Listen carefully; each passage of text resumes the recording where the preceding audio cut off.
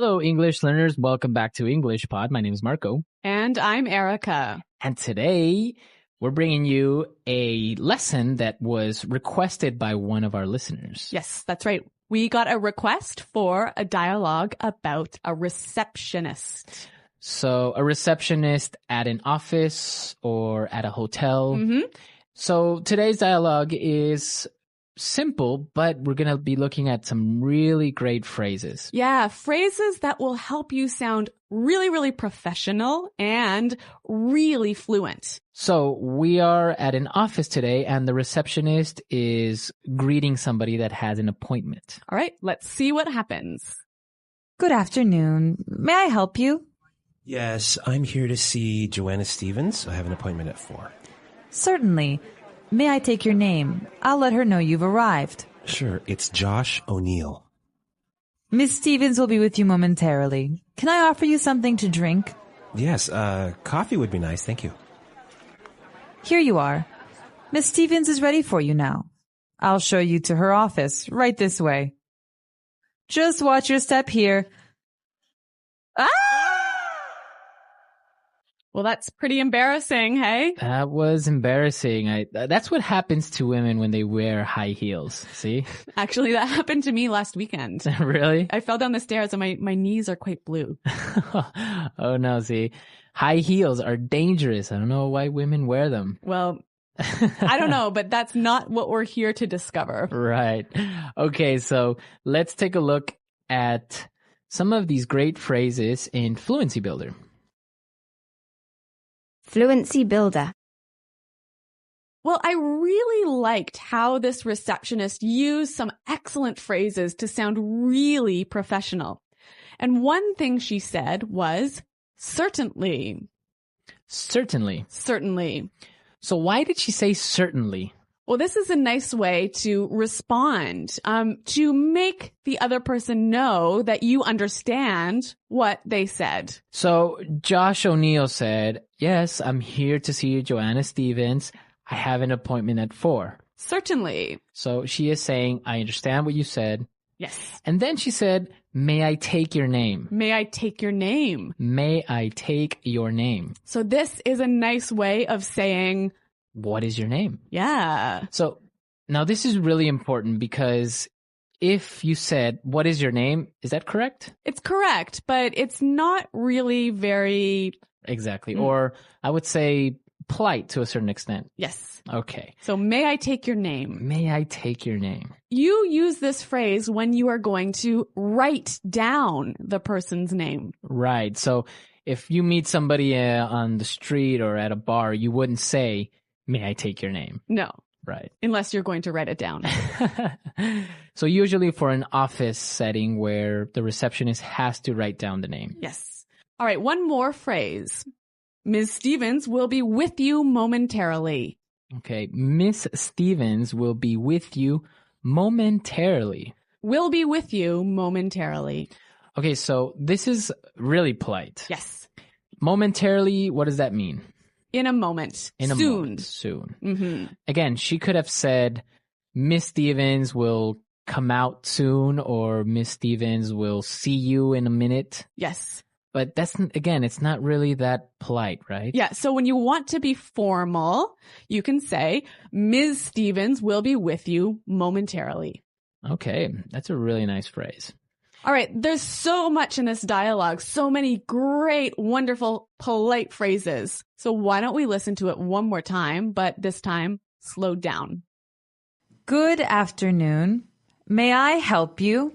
Yes, I'm here to see Joanna Stevens. I have an appointment at 4. Certainly. May I take your name? I'll let her know you've arrived. Sure. It's Josh O'Neill. Miss Stevens will be with you momentarily. Can I offer you something to drink? Yes, coffee would be nice. Thank you. Here you are. Miss Stevens is ready for you now. I'll show you to her office. Right this way. Just watch your step here.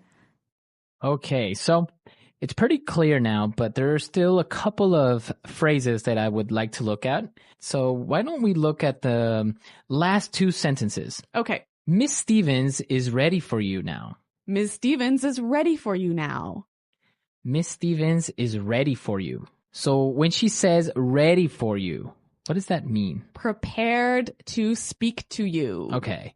So instead of saying Miss Stevens is ready or Miss Stevens can see you now, Yes. you use this great little phrase, is ready for you. Mm-hmm. Okay. And then she said, I'll show you to her office. I'll show you to her office. I'll show you to her office. This is a lovely way of saying, I will take you to the office. I will take you to Yep. the office. And she followed it by saying, right this way. Right this way. Right this way. So, again, walk this way. Walk this way. Yep. This way, please. Yes, right this way. It sounds really, really nice, really polite, really welcoming. Right. And especially if you use it together, right? I'll show you to her office. Right this way, please. Yes. Okay, so it's a really great way of being polite to somebody at an office. Now, the final useful phrase, watch your step. Watch your step. Watch your step. So, watch your step. You see that everywhere in Yeah. signs. Be careful. Be careful where you step. Yes, be careful where you're walking. Okay. So, obviously, she didn't watch her step and She fell. she fell. Okay, so really great phrases. Let's listen to this dialogue one last time. Good afternoon. May I help you? Yes, I'm here to see Joanna Stevens. I have an appointment at 4. Certainly. May I take your name? I'll let her know you've arrived. Sure, it's Josh O'Neill. Miss Stevens will be with you momentarily. Can I offer you something to drink? Yes, coffee would be nice, thank you. Here you are. Miss Stevens is ready for you now. I'll show you to her office, right this way. Just watch your step here. All right, so a really simple dialogue, but with a lot of good phrases in there. And it's also a good review for more advanced students, right? Yeah, remember, like, these phrases can really help you sound more professional, more welcoming, more polite, basically. Okay.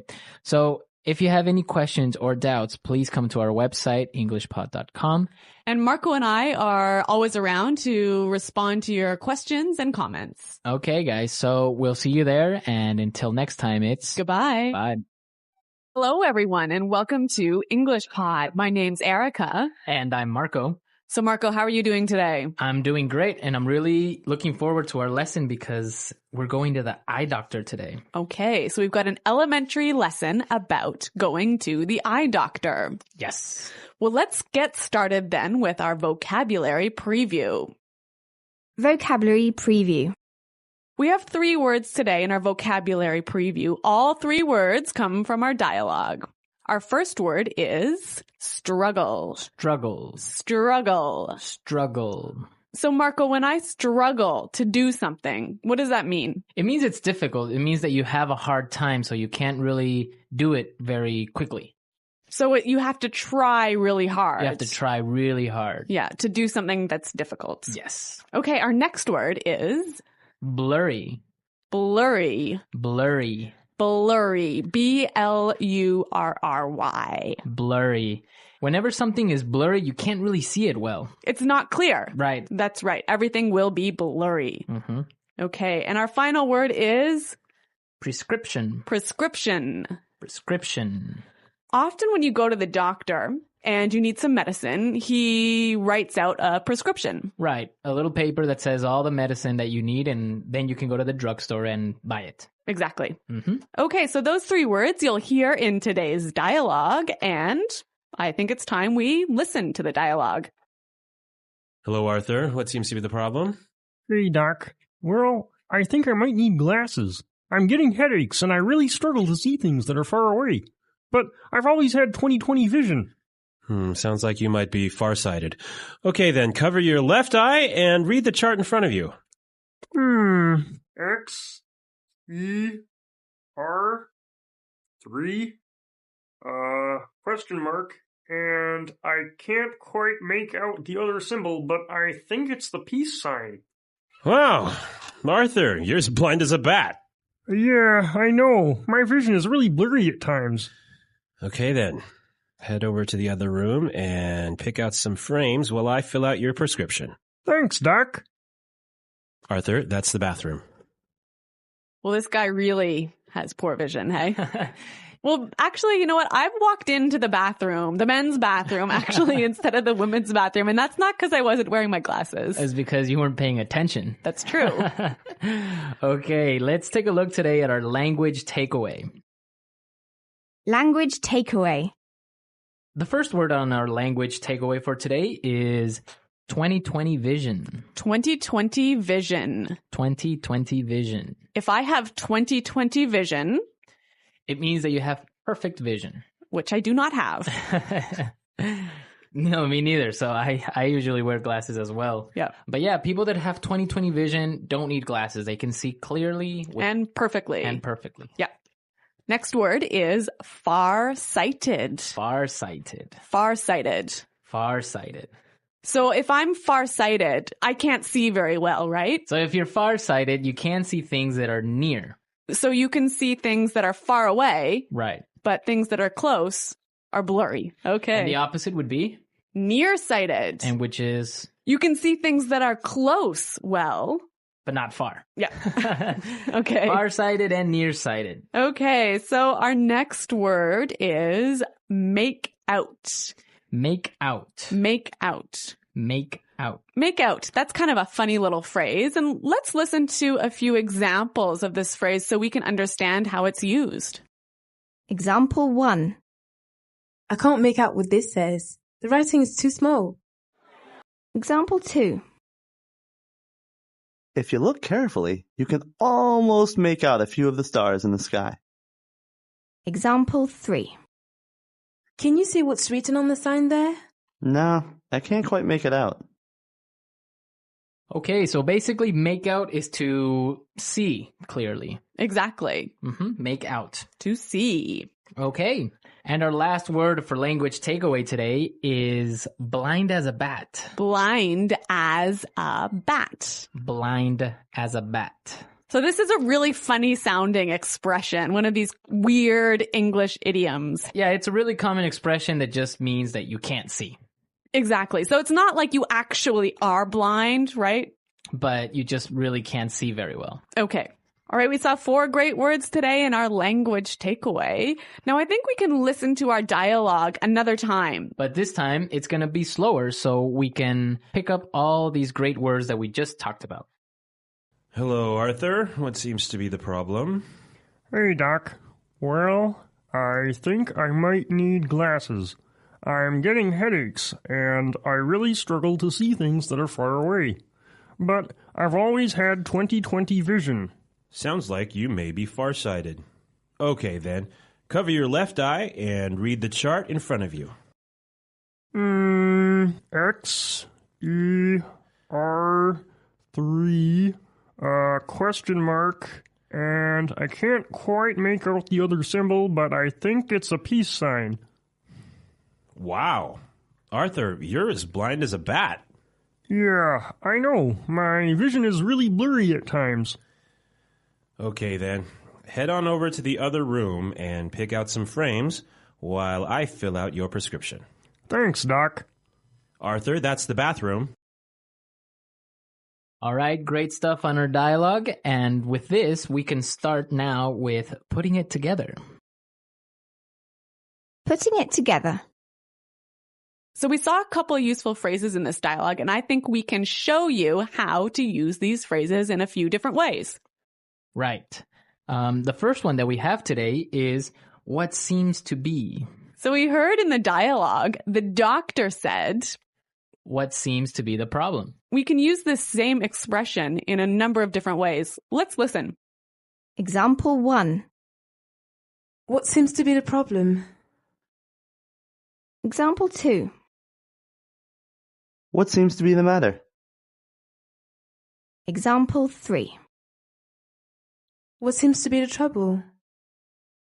Okay, so with these examples, we can see how we can use the phrase, what seems to be, in many different ways. Yeah, it's a great way of asking, what's the problem? So now let's take a look at another phrase. We heard in the dialogue, the doctor said, head on over to the other room. Right. And with this phrase, head on, we can combine it with other prepositions to indicate another place. Exactly. Let's hear 3 examples. Example 1. Head on in. Example 2. Head on out. Example 3. Head on up. Okay, so for example, we can say, head on into the house. It's gonna rain soon. Or we can say, hey guys, let's head on out to the park. Or I can also say, head on up to my room. I'll be there in a second. Great. Those are some cool phrases. Right, and they're real useful. So why don't we listen to our dialogue and maybe we'll hear them again. Hello, Arthur. What seems to be the problem? Hey, Doc. Well, I think I might need glasses. I'm getting headaches, and I really struggle to see things that are far away. But I've always had 20/20 vision. Sounds like you might be farsighted. Okay, then, cover your left eye and read the chart in front of you. X, E, R, 3, question mark, and I can't quite make out the other symbol, but I think it's the peace sign. Wow, Arthur, you're as blind as a bat. Yeah, I know. My vision is really blurry at times. Okay, then. Head over to the other room and pick out some frames while I fill out your prescription. Thanks, Doc. Arthur, that's the bathroom. Okay, so talking about going to the eye doctor today, I have a question for our listeners. A challenge A for challenge. the listeners. What's it called when you can't distinguish colors? So like when you can't tell the difference between red and blue and green. Right. So what is that condition called? So There's like a technical term. We want the technical term. we want the technical term. So we'll be looking for it on our comments page, and be sure to, if you know the answer, post it. At EnglishPod.com. Also, if you have questions about today's lesson or any other lesson, please come and visit our website and ask us. Yeah, we hope to see you there, but until then, it's Goodbye. bye. Hello, English learners. Welcome to English Pod. My name is Marco. And I'm Erica. We're bringing you a great elementary podcast today, That's right. and we're going to be teaching you how to order pizza. Yeah, you know, pizza is one of my favorite foods and the favorite food of many people. Exactly. It's one of those common foods that you're at home and you want to order something to eat, and the typical thing is pizza. Yeah. But, you know, there's some very special language that you've got to use. You got to know this language when you want to order a pizza. Exactly. So let's listen to this dialogue for the first time as a man is ordering pizza. Good evening, Pizza House. This is Marty speaking. May I take your order? Yes, I'd like a medium pizza with pepperoni, olives, and extra cheese. We have a 2-for-1 special on large pizzas. Would you like a large pizza instead? Sure, that sounds good. Great. Would you like your second pizza to be the same size as the first? No, make the second one with ham, pineapple, and green peppers. Oh, and make it thin crust. Okay, thin crust. Your total is $21.50 and your order will arrive in 30 minutes or it's free. Perfect. Thank you. Bye. Sir, wait, I need your address. Okay, so I guess he's not getting his pizza. No, he forgot to give his address. That's a bit of a problem. Mm-hmm. Okay, let's take a look at some of the vocabulary in Language Takeaway. Language takeaway. All right, we've got some great pizza words for you today. And the first one we have is a medium pizza. Medium pizza. Medium pizza. So that's the size, right? Yeah. Medium. You can say medium or 12-inch. 12-inch. Usually a medium pizza is 12 inches. Yeah, so you could say, I'd like a 12-inch pizza. Okay. For those of us who use centimeters, this would be more or less 30 centimeters. Okay. All right, let's take a look at the next size, a large pizza. Large pizza. A large pizza. So it might also be called an 18-inch. An 18-inch pizza. Mm-hmm. Or isn't it sometimes called a family size? maybe. Family size. I guess it depends where you're ordering. Yeah.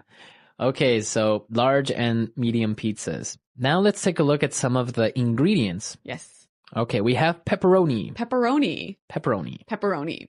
This is the common ingredient in all pizza. It's my favorite. A pizza is not a pizza unless it has pepperoni. Okay, so pepperoni is a sausage, right? Yeah, it's a little bit spicy. A little bit spicy. And they look like circles. red circles. Yep. Okay.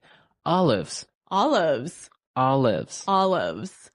Olives are little black or green balls. Yes, little green or black balls. You can also find them in a martini. Yeah, exactly. Yep. It's very common for them to have. It's very common to have an olive in a martini. Yes. Okay, and he also ordered extra cheese. Extra cheese. So that means more cheese. Mm-hmm. Extra. All right, another ingredient. Ham. Ham. Ham. The meat of a pig. Yeah, ham. Yep. Okay, and he also ordered another strange ingredient for a pizza, pineapple. Pineapple. Pineapple. Pineapple. Now, this is a fruit. I know. So weird to put pineapple on a pizza. Many people like pineapple on their pizza. It's a tropical fruit. Yep. Comes from Hawaii. Usually. Mm-hmm. And it kind of looks like a little palm tree at the top. Yeah, the top of a pineapple looks like a tree. Mm-hmm. So, pineapple. Yep. All right. Now, the last description of a pizza. He ordered it with thin crust. Thin crust. Thin crust. Thin crust. Now, we know thin is Skinny. But crust, what is crust? It's the bread part of the pizza. The outside part. Yep. Okay, so that's the crust. That's my favorite part of the Really? pizza. Yeah. Mm. Thin crust or thick crust? Thin crust. Yeah. Thin crust. And I really love that bread part. It's so important to a good pizza. Okay. Well, they also have the crust filled with cheese. No, it's so wrong. That's good too. No. All right. Let's listen to our dialogue again, and then we'll come back and talk a little bit more. Good evening, Pizza House. This is Marty speaking. May I take your order? Yes. I'd like a medium pizza with pepperoni, olives, and extra cheese. We have a 2-for-1 special on large pizzas. Would you like a large pizza instead? Sure, that sounds good. Great. Would you like your second pizza to be the same as the first? No, make the second one with ham, pineapple, and green peppers. Oh, and make it thin crust. Okay, thin crust. Your total is $21.50 and your order will arrive in 30 minutes or it's free. Perfect. Thank you. Bye. Sir, wait. I need your address. Okay, now we have some really polite language that you could use possibly with customers or with clients. Yep. Okay, so let's take a look at them in Fluency Builder. Fluency Builder. Okay, all right, the first phrase we have, I think is my favorite. This is the way that Marty answered the phone, right? Mm-hmm. He said, "This is Marty speaking." This is Marty speaking. This is Marty speaking. Now, why is this so important? Because a lot of people, when they answer the phone, say, "I'm Erica." Like, Mm-hmm. "Hello, I'm Erica," Mm-hmm. which is not what English people say. Mm-hmm. We always say, "Erica speaking." Mm-hmm. This Yep. is Erica speaking. Exactly. So guys, remember this. You'll sound really, really great when you use this on the phone. This is Marty speaking. Exactly. This is Marty. Well, don't use Marty. Use your name. All right. Then you also mentioned a 2-for-1 special. 2-for-1 special. A 2-for-1 special. So that means you're getting 2 pizzas, right? for the price of 1. Mm-hmm. And a special is just a special promotion. A special price. Special price. Yes. 2-for-1 special. All right. All right. Now a very easy phrase. Mm-hmm. Would you like? Would you like? Would you like? Would you like? Now this is a great way to offer something. It's a more polite way of asking, do you want? Do you want? Mm-hmm. Do you want is okay, Yeah, it's fine. but it's less polite than would you like. Exactly. So whenever you offer something, would you like a cup of coffee? Would you like to sit down? Okay. Yep. So would you like? Let's listen to our dialogue for the last time, and then we'll come back and talk about pizza from a pizza expert. Good evening, Pizza House. This is Marty speaking. May I take your order? Yes, I'd like a medium pizza with pepperoni, olives, and extra cheese. We have a 2-for-1 special on large pizzas. Would you like a large pizza instead? Sure, that sounds good. Great. Would you like your second pizza to be the same size as the first? No, make the second one with ham, pineapple, and green peppers. Oh, and make it thin crust. Okay, thin crust. Your total is $21.50 and your order will arrive in 30 minutes or it's free. Perfect. Thank you. Bye. Sir, wait, I need your address. All right, we're back and we are here with our pizza expert. Who else but Marco from Italian Pod? Hi, everyone. Marco 2, right? Marco 1. I am Marco 0. He is Marco 1. Yes. Right. We've come to an agreement. So 0. What's the deal about this? Well, we're talking pizza about thing? pizza today, and we wanted to know what's your opinion since pizza comes from Italy, right? Well, thanks for the question first, Marco 0. Is my mic working? It Yes. should be. Okay. So, the problem with pizza is that, yes, it comes from Italy. Originated, the story goes with right. the Principessa Regina Margherita, Queen Margherita. All right. But the problem is that now this confusion worldwide, pizza and Pizza Hut, American pizza, Italian pizza, that is not the same thing. It's not the same. It's not the same. Okay. So Pizza Hut is an Italian pizza. No. Oh my ragazzi. So, okay, here it goes. Italians, a little bit of... Italians make food, but they're not good at branding it. Okay. Americans, they're very good at branding the food. Mm-hmm. So they have Starbucks and Pizza Hut and blah, blah, blah.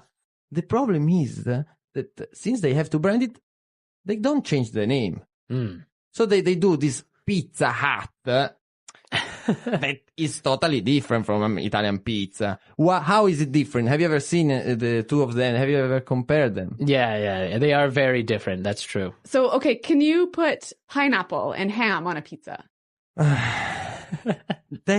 Technically, you could. Like, it's possible. As long as you call it Hawaiian, you can put pineapple in everything, I guess.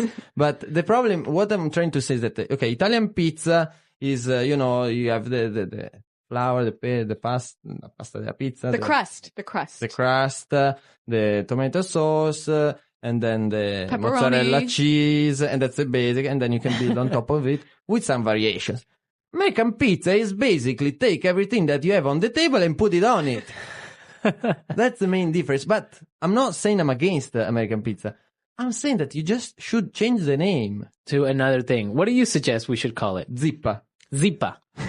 It's close enough. Close enough, yeah. But maybe you need it's like an A, like thing. Azipa, Azippa. to indicate that it's American. A for America. Maybe. A.zippa. A.zippa.com. Can I have a zippa? So Marco, zippapod.com maybe. So Marco, I know that that you are very much against having Pizza Hut pizza. I like it as an exotic experience because I like the fact that it's so much stuff in it that you cannot even tell the difference between the ingredients. They have the super mega supreme, super supreme with cheese in the crust. I don't even know what's inside. Yeah. It's great. It's like there's a party in my mouth and everybody's invited. That's for me the feeling of American another interesting thing when we were eating with pizza with Marco is that he noticed the way that people from different countries eat pizza. That's right. Italian people fold their pizza. We do fold. And another thing is that we have a whole pizza. Like if I order one pizza, it's not like I share, everybody has one slice of it. We order one pizza, you order your pizza, she order her pizza, and so on. Pizza is personal. Pizza is a person. Don't mess with my pizza, Marco Zero. All right. Well, this whole pizza discussion, let's see what our listeners have to say about it. I know that we have listeners from all over the world, and what do they do with their pizzas? Yes. Or their zippas. Or their zippas. What do you like on your pizza? Exactly. For example, how high do you want the crust to be? Thin. How high? Thin. I know that, for example, how thin you want your crust to be. I know that, for example, in some countries they put ketchup on their pizza. I know. Once I was eating pizza. Look, I had a Japanese friend who ordered a pizza from Pizza Hut, and the pizza had the pineapple and other stuff on it, and then she took out like ketchup and mayonnaise. And Oh she no! got like wild. Although I must tell you, I like Tabasco on my pizza. And I know that's wrong. I know. I'm Yes. sorry. But I like it. Oh, what? You do what you have to do, Erica. Then, history will judge you for that. All right, we better go. We're out of time, and before Marco has a heart attack or an aneurysm or something, we're making him angry here. And if you have any questions for us and also for Marco, because I'm sure he's going to be commenting on this aspect. Sure. So go to our comment section at englishpod.com. And Marco Zero and I Yes. are always there to answer your questions. All right, everyone. We'll see you there. Goodbye. Ciao. Bye. Hello, English learners, and welcome to English Pod. My name is Marco. I'm Amira. All right, Amira is here today, and she is going to tell us about the wonderful lesson she has prepared this time. Well, thank you, Marco. Well, today we have a very interesting lesson prepared for you. It's about someone cutting in line. Cutting in line, okay. Yeah, it happens all the time and we all get very upset about it, but it happens. Right, right. Well, I imagine that everyone is wondering what cutting in line is. Why don't we just listen to the dialogue one time, and then when we come back, Amira and I will gladly explain all the vocabulary in this dialogue. Let's listen. I can't believe it took us 2 hours to get here. The traffic in New York is unbelievable. Yeah, but just relax, honey. We're here and we're going on vacation. In a few hours, we'll be in Hawaii and you'll be on the golf course. I don't know. Look at that line. It must be a mile long. There's no way I'm waiting for another 2 hours. Honey, don't. Hey, man, the end of the line is over there. Yeah. No, seriously, I was here first and you can't cut in line like this. Says who? I do. So sue me. All right, that's it. Whoa, I think there's punching. Yeah. Yeah, I guess this guy he's just a crazy, impatient man, huh? Yes, but we don't want to talk about this now. But for now, we will treat some of the vocabulary and very useful phrases in the dialogue. Great. So, Marco, do you want to start? Yes, let's take a look at our first word would be unbelievable. Unbelievable.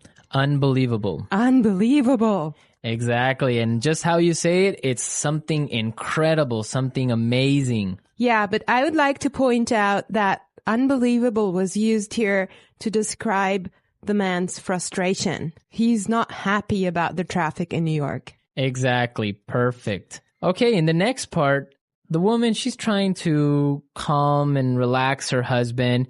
And she says that they'll be in Hawaii in a few hours. And you'll be on the golf course. Right. So we'll be in Hawaii and you'll be on the golf course. Yes, we'll be in Hawaii and you'll be on the golf course. So this is a great way of talking about your physical location in the future. Right. So for example, Amira, tomorrow, where will you be? Don't worry, Marco. I'll be in the office tomorrow. Perfect, right? That's where I need you to be. Yes. Okay. All right. Well, I have another interesting phrase here for you. Must be a mile long. A mile long. A mile long. A mile long. Now, that's basically not a mile. It's not a kilometer long, but it's another way of saying that this line is really, really long. Right. It's just an exaggeration. Now let's take a look at there's no way. There's no way. There's no way. There's no way. Perfect. Let's listen to some other examples on how we use there's no way in a different situation, and then we can come back and talk about it a little bit more. There's no way I can have those reports finished today. The stadium is so crowded that there's no way we'll find a seat. Do you think Michael's going to buy that house? There's no way he has enough money to buy it. All right, everyone. So there's no way is another way of saying it is impossible. Exactly. There's no way you should miss this podcast, right? Yes. Well, I have another phrase for you as well. Cut in line. Cut in line. Cut in line. Cut in line. Cut in line. So again, we have some really good examples on how you could use this phrase in different situations. Let's listen to the examples and then we can come back and talk about it some more. Excuse me, I'm really late. Can I cut in line, please? I hate it when people cut in line at the bank. It's so rude. I think it's okay when a pregnant woman cuts in line. All right, everyone. Cut in line. Right. So from the examples, we can understand that it means when you are standing in line somewhere and somebody gets in front of you. Right. I have another phrase for you here. Sue me. Sue me. Sue me. Sue me. Okay. Now, sue me is not a nice phrase. If you hear that, you know you're in trouble. Yeah, it's kind of rude, I guess, to say sue me. Right. Well, it actually means like taking someone to court and asking for money because someone has harmed you in a way. I think that we should listen to the dialogue one more time and try to figure out why he used that phrase and if he's really going to take him to court. I can't believe it took us 2 hours to get here. The traffic in New York is unbelievable. Yeah, but just relax, honey. We're here and we're going on vacation. In a few hours, we'll be in Hawaii and you'll be on the golf course. Oh no, look at that line. It must be a mile long. There's no way I'm waiting for another 2 hours. Honey, don't. Hey, man, the end of the line is over there. Yeah. No, seriously, I was here first and you can't cut in line like this. Says who? I do. So sue me. All right, that's it. All right, we're back. Now, this guy, when he says sue me, he's just being rude. I mean, he's just being kind of impolite and telling him, I don't care. Right. Exactly. Like you can't do anything about it. Yeah. Yeah. Okay, today in the studio, we have a guest. Her name is Sarah, and she's from England. Hi there. Hello. All right. So we're going to be asking her a couple of questions, and she'll be a frequent guest on our show, so you can expect to hear from her a lot. Well, she didn't know that. It's a surprise. She knows now. Well, Sarah, our topic today is about jumping the queue. Okay, Amira, wait. What is this jump the queue? It's the same as cut in line, but in British English. Ah, okay. Yes, queuing. It's very important in England. We're very proud of our queues. It's true. It's true. So what would be the reaction of people if they cut in line? I think we do take it very seriously. I'm laughing now, but it's quite serious. So you don't jump the queue. If people, jump in front of you, it's, you get a little tuts and sort of, shouldn't be doing that. And we make it very obvious. And so you say it out loud? We would, perhaps say something. And we have systems, in London on the metro. On the underground, you have to stand on the escalators on the right and queue, and you can't jump in front. You have to walk on the left and queue on the right. And it's all very serious. There's rules and regulations. Is there like a queue handbook that you have to read in high school and kind of take a test on? Perhaps there should be. Yeah. Wow. What about New York, Marco? Well, no, definitely. I guess this dialogue is similar to a reality of New York. If somebody gets in front of you or cuts the line, somebody's going to say something and probably end up in a fight if the guy is rude. Yeah. Oh my God. Yeah. Well, Sarah, why don't you tell us, is there a line or a queue for almost everything in England? It seems like we do just like to form a queue. Yeah. So, Can you think of like some other examples of where you would normally you wouldn't queue, but you do? Oh, gosh. Things like in the supermarket when you're trying to find some vegetables or something, I'd never sort of reach round or anything. I'd just wait until that person had finished picking up their stuff and then go in. So just try and So if like 5 people want to buy oranges at the supermarket, then you have a little mini queue of 5 people maybe a little bit. Just, waiting. There's no sort of just shoving through it to the front. You just don't do that. So you don't stick your hand out and grab like a tomato. Well, if you do, again, you would make sure that person knows, oh, I'm sorry, I'm just in a hurry or whatever. But yeah, it's just letting someone go before you is a courtesy, I think. Okay. It's quite important to us. All right. Right. Great Well, stuff. thank you so much, Sarah. It was a pleasure. Yeah, we'll have you back very soon. So, all right, we're out of time, but we'll be back tomorrow with another lesson.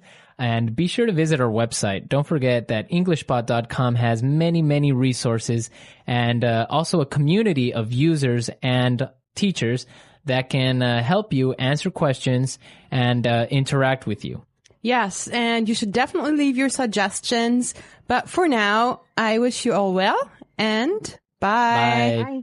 Hello, everyone, and welcome to English Pod. My name's Erica. And I'm Marco. So, Marco, how are you doing today? I'm great. I'm really happy to be back, ready to deliver another great podcast for all our listeners. That's right. And we've got an intermediate lesson today about spending money. Yeah, specifically spending money in a company. That's right. We're going to be listening to a business meeting as a company describes how they're spending money. Right. And they're actually looking at their profit and loss statement. So that's kind of interesting. Well, Marco, can you tell us a little bit about a profit and loss statement? Yeah, sure. Well, all companies come out with a profit and loss statement every year or every 3 months. And it's basically a document that shows all the money that the company is spending and all the money that the company is earning. So it's a document that outlines how much money the company makes and how much it spends. Right. So in the end, basically, it'll tell you we're making money or we're losing money. Okay. So we're going to be listening to some people discuss a profit and loss statement in just a moment. But before we do that, it's time for vocabulary preview. Vocabulary preview. Okay, great. So today on our vocabulary preview, we have 2 words for you. So let's take a look at the first one. Expenses. Expenses. Expenses. Expenses. So expenses are things that you have to spend money on regularly. Right. So for example, in a company, regular company expenses are salaries or office supplies or the phone bills, internet bills. Okay. And maybe in a household or a family, your expenses might be your food, perhaps your transportation or your rent or your heating bill. So these are all things you spend money on regularly. They're expenses. Expenses. Great. Let's take a look at our second word. Through the roof. Through the roof. Through the roof. Through the roof. So when something is through the roof, it's really, really, really, really high. Really high. So, for example, we can talk about gas prices are through the roof lately. Yeah, that's totally true. Gas prices have gone really high in the past couple of months. So when we talk about through the roof, it means that the number is really high. That's right. We typically use this word with numbers. It also gives you the idea that the number has risen really quickly. Yeah, exactly. Okay, so through the roof. Through the roof. All right, Marco, do you think it's time for the dialogue? Yep, let's listen to the dialogue. As always, the first dialogue is going to be a little bit fast, so it might be a little bit difficult, but don't worry if you don't understand everything, because we will explain all of the key language in a minute. Okay, so now the last point on our agenda. Jill, let's go over the profit and loss statement. Great. Well, the main issue here, as you can see, is that our expenses are through the roof. Well, let's see. These numbers are off the charts. What's going on here? Well, sir, the company expenditures on entertainment and travel are out of control. Look at these bills, for example. Just this month, we've paid over $20,000 for hotel charges. Oh, okay. Thank you. I'll look into it. The list goes on and on. Here, this is a bill for $5,000 for spa treatments. Thank you. That will be all. I'll take care of it. Look at this one, sir. $8,000 were expensed in one night at a place called Wild Things. Okay, I get it. Thank you for your very thorough analysis. Okay, so this accountant, she's pretty thorough, hey? She's really persistent about her job, and the manager apparently is a little bit embarrassed. I wonder why that could be. Well, we'll talk about that in a little while. Why don't we take a look at our language takeaway for today? Language takeaway. In today's language takeaway, we're going to look at 3 words. And the first word is expenditures. Expenditures. Expenditures. Expenditures. So expenditures sounds pretty close to expenses, right? It's pretty similar, but it has a little bit of a difference. So why don't we listen to some examples and see if we can understand? Example 1. If elected president, I will increase expenditures on health and education by 12%. Example 2. We really need to control our travel expenditures. From now on, all managers will fly economy class. Example 3. Because of the rise in oil prices, expenditures on food are higher than they have ever been. So expenditures is the total amount of money that you're spending on something. Right. That's the total amount of money versus expenses is the things that you spend money on. Okay, that's really clear. Mm-hmm. Our next word is out of control. Out of control. Out of control. So when something is out of control, it's crazy. Crazy. You can't control it. Exactly. You can't stop it. You can't stop it. Out of control. Okay, great. Now let's take a look at our last word for today. Go over. Go over. Go over. Go over. So go over is a pretty simple word. Why don't we listen to some examples so we can understand go over? Example 1. I need to go over this report one last time to make sure there are no mistakes. Example 2. Can you help me go over my presentation? I want to make sure it's perfect. Example 3. Let's go over these numbers one more time and make sure there are no mistakes. Yeah, this is a really common word, and it basically means look at carefully. Yeah, or review. In English, we often find simple little words. They fit together really well. And you think, oh, they're so easy, like the word go, over, so easy. Yeah. But it's the way that they interact with each other that makes them... Or it makes you sound much better. Exactly. So go over in this case, we might say, let's go over the lesson. Let's go over the lesson. Yeah, that sounds great. Yeah, that's a more natural way of saying something like that. Okay, so we've taken a look at our language takeaways for today. I think it's time to listen to the dialogue one more time. And this time, the dialogue will be slower so we can understand and listen to all the words we just talked about. Okay, so now, the last point on our agenda. Jill, let's go over the profit and loss statement. Great. Well, the main issue here, as you can see, is that our expenses are through the roof. Let's see. These numbers are off the charts. What's going on here? Well, sir, the company expenditures on entertainment and travel are out of control. Look at these bills, for example. Just this month, we've paid over $20,000 for hotel charges. Okay, thank you. I'll look into it. The list goes on and on. Here, this is a bill for $5,000 for spa treatments. Thank you. That will be all. I'll take care of it. Look at this one, sir. $8,000 were expensed in one night at a place called Wild Things. Okay, I get it. Thank you for your very thorough analysis.